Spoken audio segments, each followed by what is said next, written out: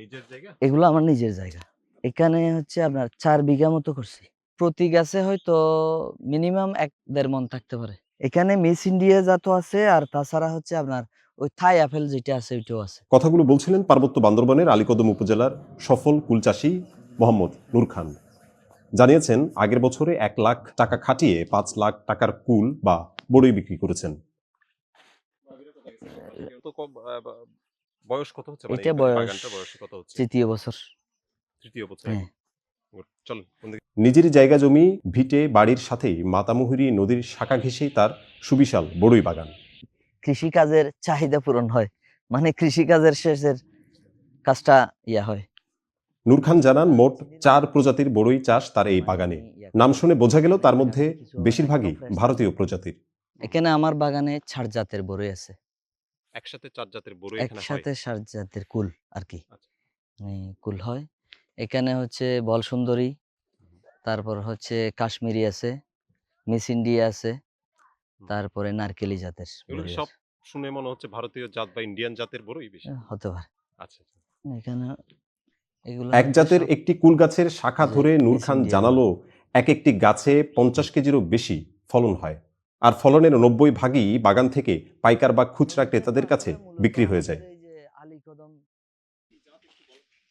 এটা হচ্ছে আপনার ওই যে এখানে মিস ইন্ডিয়া জাতও আছে, আর তাছাড়া হচ্ছে আপনার ওই থাই আপেল যেটা আছে ওইটাও আছে।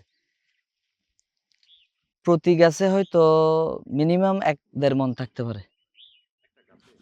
৫০ কেজির উপরে থাকতে পারে।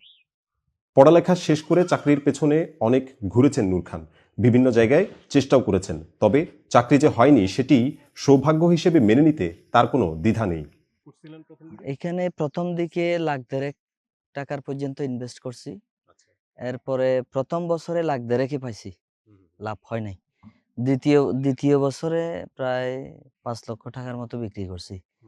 তো এইবারে জানি না আল্লাহ কি করে, এবারে হয়তো আশা করি আরো ভালো কিছু হবে। চাকরির আশা ছেড়ে প্রথমে পেঁপে চাষ শুরু করলেও প্রাকৃতিক বিপর্যয়ের কবলমুক্ত ফলন চিন্তা থেকেই নূর খানের এই বড়ই বাগান, যার বয়স এখন ৩ বছর। প্রথমে পেঁপে চাষ করছিলাম। প্রথম বছর পেঁপেতে প্রায় ৪-৫ লক্ষ টাকা ইনভেস্ট করে প্রায় ১৪ লক্ষ টাকার মতো বিক্রি করছিলাম। ২০২১ সালের বন্যাতে ওখানে অনেক বড় লস ক্ষতি হয় আমার। পরে দেখি যে কি চাষ করলে বৃষ্টি এবং প্রাকৃতিক বিপর্যয় মোকাবিলা করতে পারবো, মানে কোন কৃষি দিয়ে মানে সম্ভব। তো এরপরে দেখি যে চিন্তা ভাবনা করে দেখলাম কুল চাষ করলে হয়তো সফলতা আসতে পারে। ব্যাপক উচ্ছ্বাস নিয়ে নূর খান আরো জানান, স্বাধীন পেশা হওয়ায় কৃষিভিত্তিক গবেষণায়ও মনোযোগ দিতে পারেন তিনি। ৩টা ৪টা ৫টা এরকমই রেখে দেব, মানে যার কারণে প্রতি বছরই গাছগুলা ছোট থাকবে।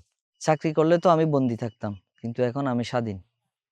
আমি ইচ্ছে হলে আমার কোনো একটা মানে কৃষিতে কোনো একটা কিছু রিসার্চ করার বা কোন কৃষিতে লাভজনক ওইটা করার মানে পাচ্ছি, আমি সুযোগ পাচ্ছি, সময় পাচ্ছি এবং সফলতাও পাইছি আমি।